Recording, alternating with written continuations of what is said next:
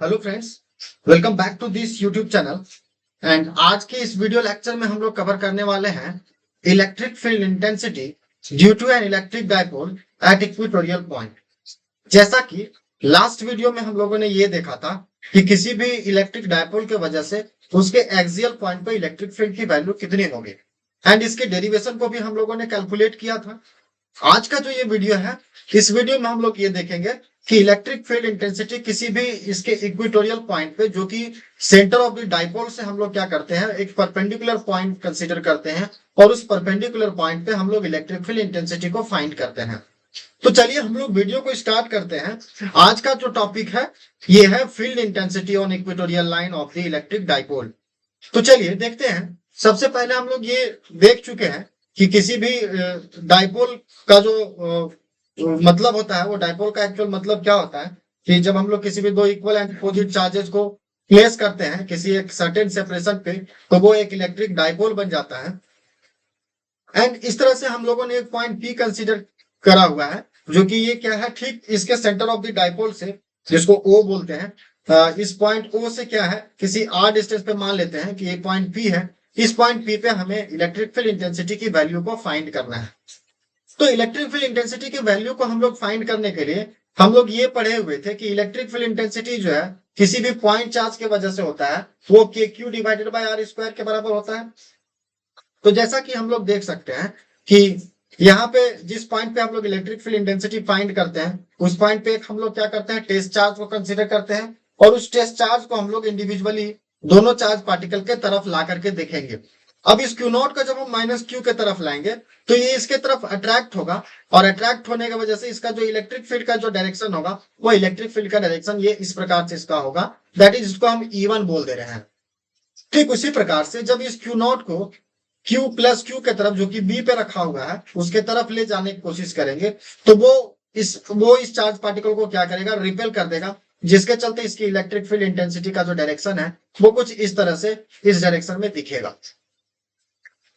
अब जो net electric field intensity at point P पे होगा, वो इन दोनों वेक्टर्स का वेक्टर समेशन के बराबर होगा। तो चलिए देखते हैं कि हम ये दोनों वेक्टर्स को ऐड कैसे करेंगे। जैसा कि हम लोग क्लास 11th में वेक्टर पढ़े थे, और वेक्टर में हम लोगों ने ये देखा था कि यदि कोई वेक्टर्स को हम लोग ऐड करते हैं, जैसे हम लोग के पास मान लीजिए कि वेक्टर ए है और वेक्टर बी है, ये दोनों वेक्टर्स को यदि हम ऐड करते हैं तो इसके ऐड करने के दो तरीके थे।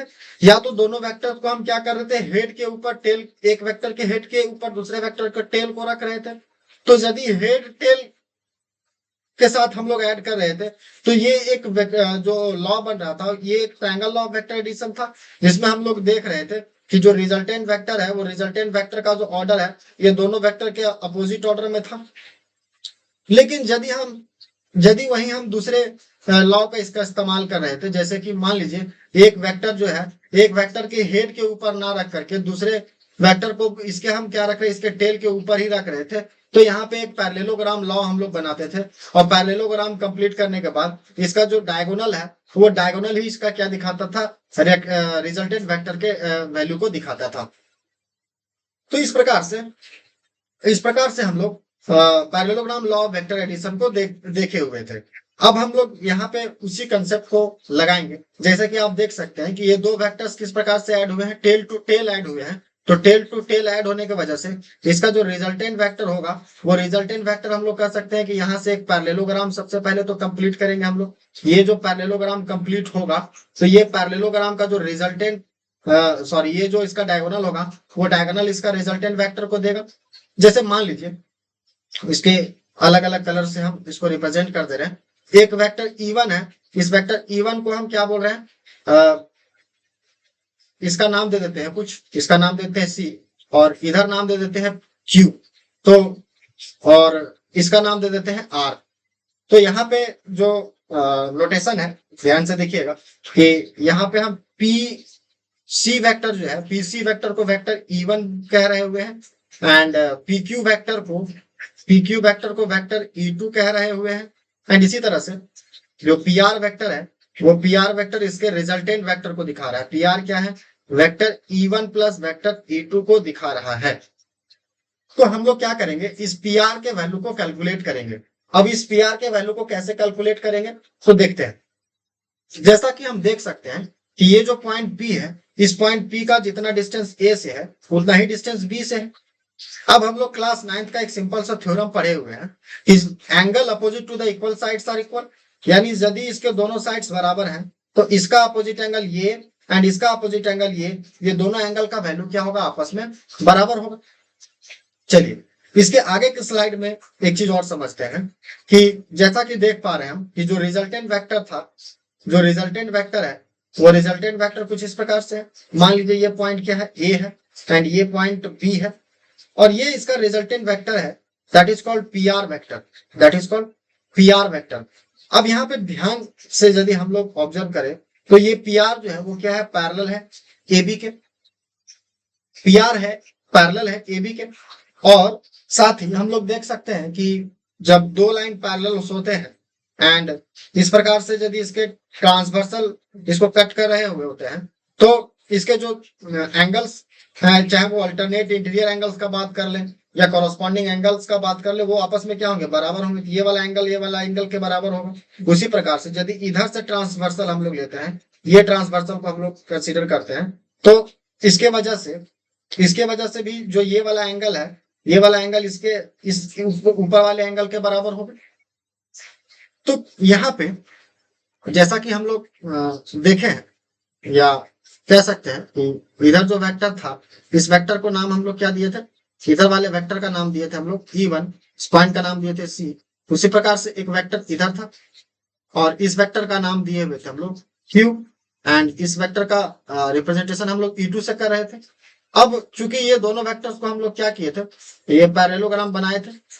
फिगर थोड़ा सा आप समझिएगा, उतना सुटेबल फिगर नहीं बन पा रहा है, लेकिन समझना है चीजों को, यहाँ आप समझ सकते हैं कि एक पैरेललोग्राम बनाना है, दोनों वेक्टर्स इस तरह से।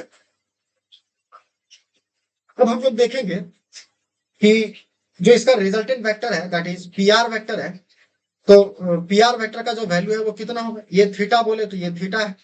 उसी प्रकार से यदि ये हम लोग लगा दे पैरेलल लाइन, दो पैरेलल लाइन उसके ट्रांसवर्सल का कंसेप्ट, तो ये वाला एंगल भी थीटा कहलाएगा और ये वाला भी एंगल क्या कहलाएगा, थीटा कहलाएगा। यहां से जो इसकी दूरी था, यहां से जो इसका दूरी था, ये दूरी को हम लोग क्या बोल रहे हैं, आर। साथ ही डायपोल के बीच का जो सेपरेशन है, ये डायपोल के सेपरेशन को हम लोग 2a से दिखाए थे, दैट इज इधर का सेपरेशन a एंड इधर का सेपरेशन a। इस पॉइंट को o नाम दिए थे, that is centre of the dipole था ये। अब हम लोग ये देखेंगे कि इलेक्ट्रिक फील्ड का जो वैल्यू था वो कितना था, के क्यू बाई आर स्क्वायर, यानी डिस्टेंस आर पर डिपेंड कर रहा था। तो यहाँ पे जब हम माइनस क्यू के चलते एंड प्लस क्यू के चलते जब निकालेंगे इलेक्ट्रिक फील्ड इंटेंसिटी, तो ये वाला डिस्टेंस पीए लेना पड़ेगा और ये वाला डिस्टेंस कितना लेना पड़ेगा, पीबी लेना पड़ेगा।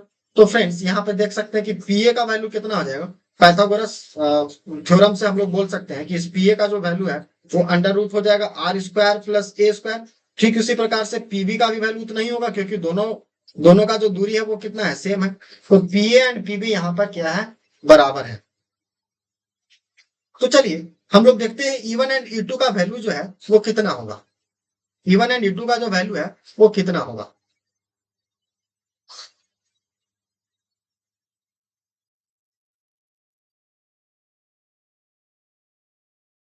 जैसा कि E1 के वैल्यू को हम लोग लिखें तो E1 का जो वैल्यू है वो हो जाएगा 1/4 पाई epsilon not, 1/4 pi epsilon not Q divided bye यदि E1 लिख रहे हुए हैं तो PA लेना पड़ेगा, PA का होल स्क्वायर, इसको इक्वेशन 1 मान ले रहे हैं फिलहाल के लिए। उसी तरह से E2 के वैल्यू को कैलकुलेट करेंगे तो ये क्या हो जाएगा, 1/4 पाई epsilon naught and Q divided bye PB का होल स्क्वायर।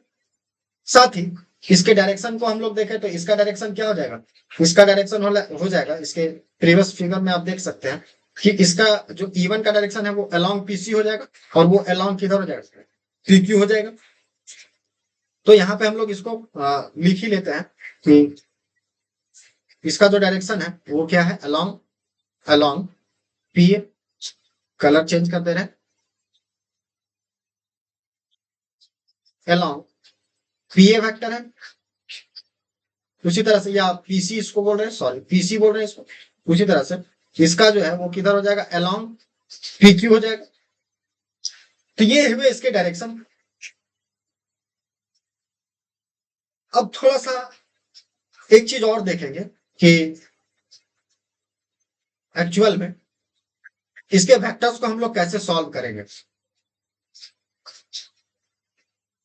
देखते हैं कि जैसा कि हम लोगों ने यहाँ देखा कि ये कुछ इस प्रकार का फिगर है।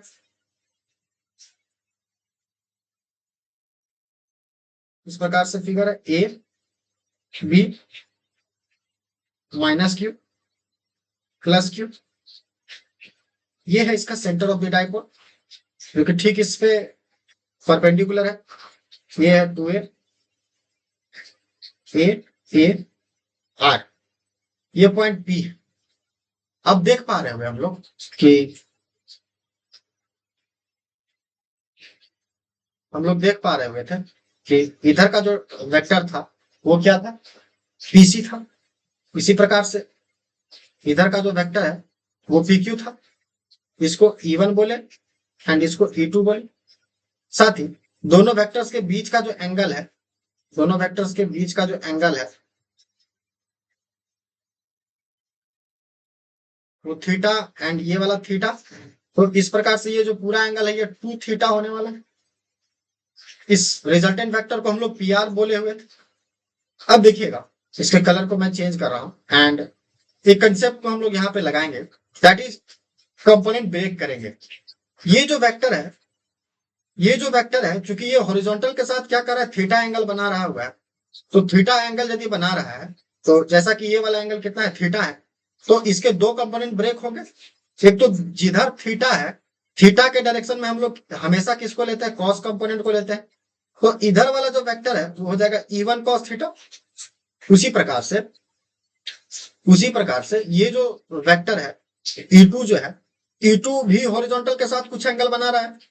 तो ये एंगल थीटा बना रहा है, तो इसका भी एक कंपोनेंट इधर होगा एंड दूसरा कंपोनेंट किधर होगा, इधर होगा। तो इसके भी दोनों वेक्टर्स के यहाँ पे दो कंपोनेंट होंगे। तो इसके वेक्टर को E1 cos थीटा बोला, तो इसके एक जो कंपोनेंट है वो किधर आएगा, नीचे आएगा, जिसको हम लोग बोलेंगे E1 sin थीटा। उसी प्रकार से जो E2 है, E2 के भी दो कंपोनेंट होंगे, दैट इज इधर हॉरिजॉन्टल की तरफ E2 cos theta and perpendicular में क्या हो जाएगा, E2 sin थीटा। तो इस प्रकार से E1 sin theta and E2 sin theta दोनों एक दूसरे के अपोजिट में है। तो दोनों यदि वेक्टर एक दूसरे के अपोजिट में है तो दोनों एक दूसरे को क्या करेंगे, यहाँ पे कैंसिल कर सकते हैं।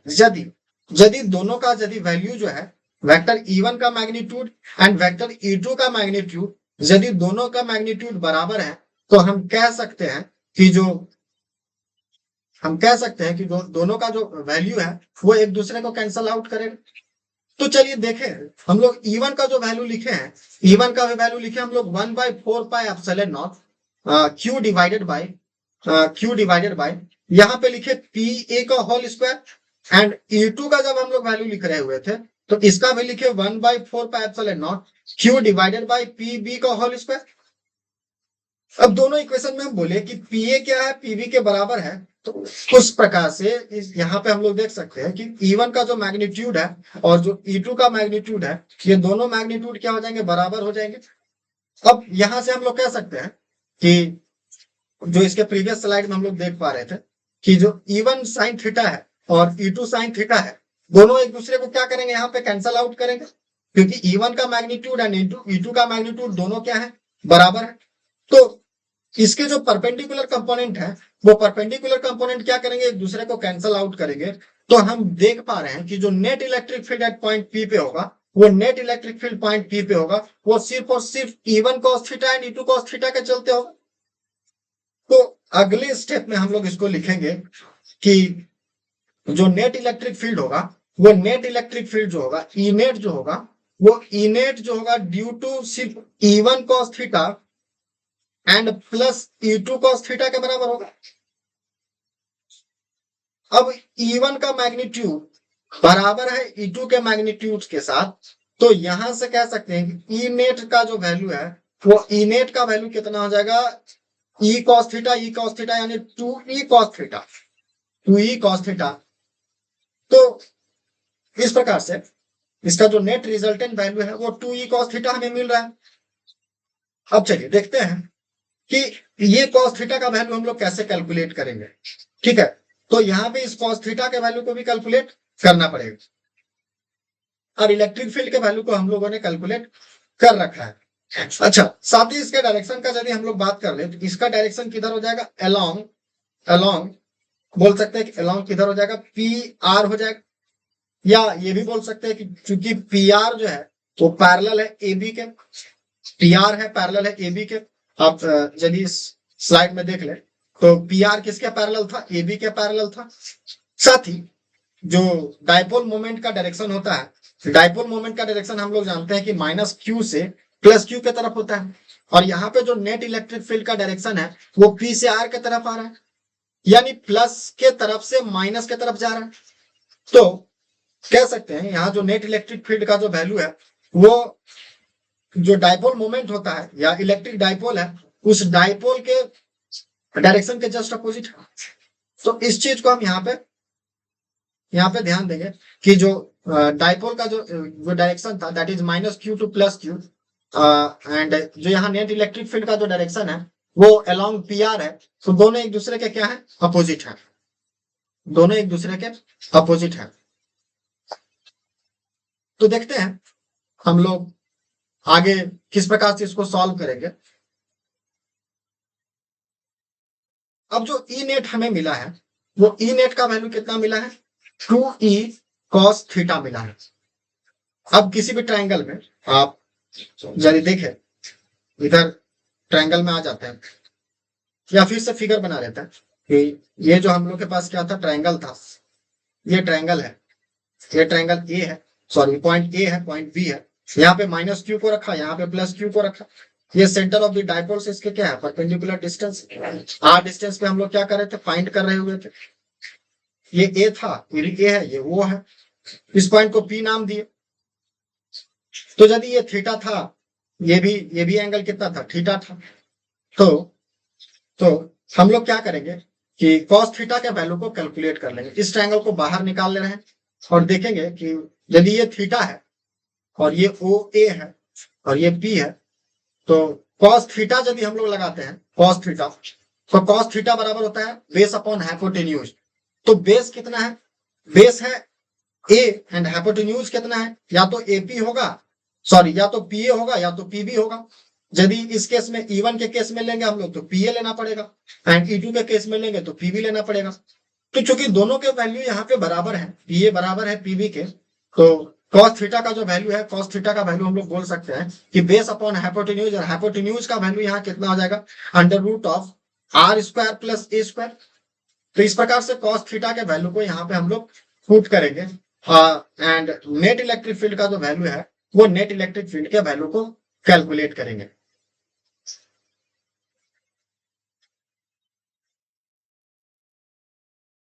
तो चलिए देखते हैं इसके नेट इलेक्ट्रिक फील्ड का जो वैल्यू है, ई नेट जो आया है, दैट इज ई नेट का वैल्यू आया है 2e cos थीटा। ई का वैल्यू हम लोग को पता है ऑलरेडी। ई का वैल्यू क्या है, ई का वैल्यू है 1/4πε0 q divided by r square. R square के जगह पे या तो पीए ले ले या तो पीबी ले ले, दोनों का वैल्यू क्या है, बराबर है। तो उसका वैल्यू क्या था, under root of r square plus a square, और उसका होल स्क्वायर करेंगे तो क्या हो जाएगा, r square plus a square, and square root होने की वजह से जब इसको स्क्वायर करेंगे तो स्क्वायर रूट हट जाएगा। एंड cos थीटा का वैल्यू अभी ठीक निकाले हम लोग कि cos थीटा का जो वैल्यू है वो cos थीटा का value a upon root under बोल सकते हैं कि r square plus a square हो जाएगा। तो इस प्रकार से ई नेट के जो वैल्यू है, ई नेट का वैल्यू, डायरेक्शन आप बार बार मैं यहाँ नहीं लिख रहा हूं, और डायरेक्शन को मान के चलिएगा कि डायरेक्शन किधर है, अलोंग पी आर है, या डायपोल के डायरेक्शन के जस्ट अपोजिट है। अब एक चीज यहां नोटिस कीजिएगा कि जब हम लोग डायपोल का वैल्यू कैलकुलेट कर रहे थे, इलेक्ट्रिक डायपोल मोमेंट जब हम लोग कैलकुलेट कर रहे हुए, तो इलेक्ट्रिक डायपोल मोमेंट क्या लिख रहे थे, क्यू इधर चार्ज इनटू जो सेपरेशन था। तो इसके मैग्नीट्यूड का यदि हम लोग बात कर रहे हुए तो मैग्नीट्यूड क्या लिख रहे थे, क्यू इंटू 2a,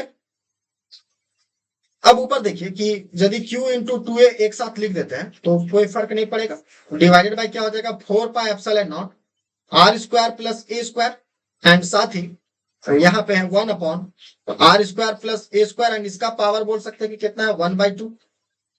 तो इसके अगले स्लाइड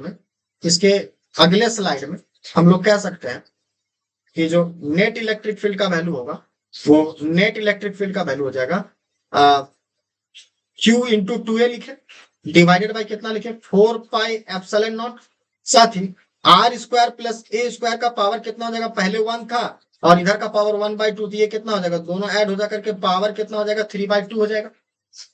तो जो इनेट का वैल्यू है वो कुछ इस प्रकार से आएगा।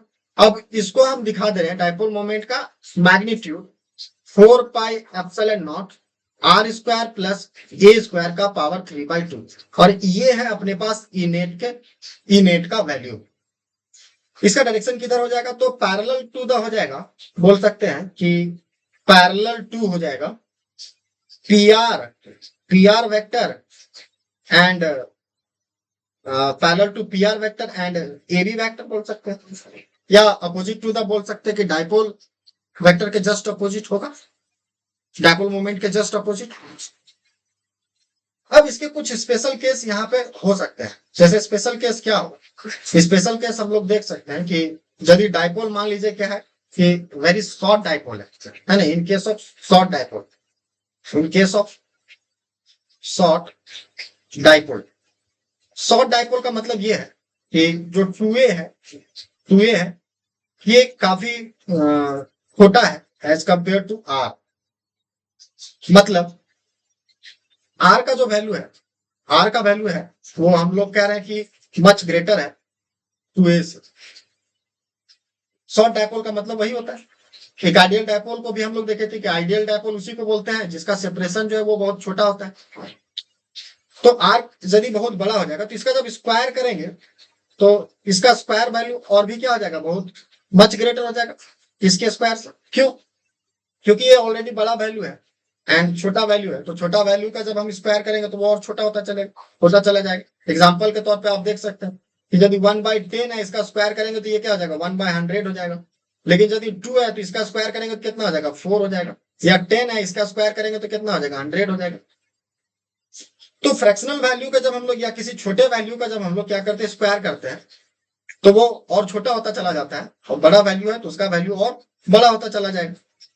तो जो हम लोग के पास यहाँ पे आया, जो फार्मूला हम लोग के पास आ रहा है r² प्लस a² का पावर 3/2, तो यहां से एक चीज हम लोग देखेंगे कि यदि एक हम लोग हाइपोथेटिकल केस या बोल सकते हैं कि एक हम लोग कंसिडरेशन ले रहे हुए हैं कि कंसिडरेशन क्या है कि यदि r² में प्लस a² करते भी हैं तो ये लगभग बराबर हो जाएगा r² के, क्योंकि बोलेंगे कि r क्या है मच ग्रेटर है किससे, a से।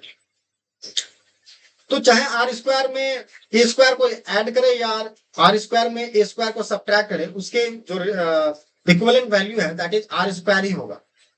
तो यहां से हम लोग बोल सकते हैं कि जो इलेक्ट्रिक फील्ड है वो इलेक्ट्रिक फील्ड का वैल्यू, इलेक्ट्रिक इनेट का वैल्यू आ जाएगा P magnitude by 4 pi epsilon naught, and अब r² सिर्फ लिखेंगे और इसका पावर कितना है 3/2, से 2 से 2 कट जाएगा।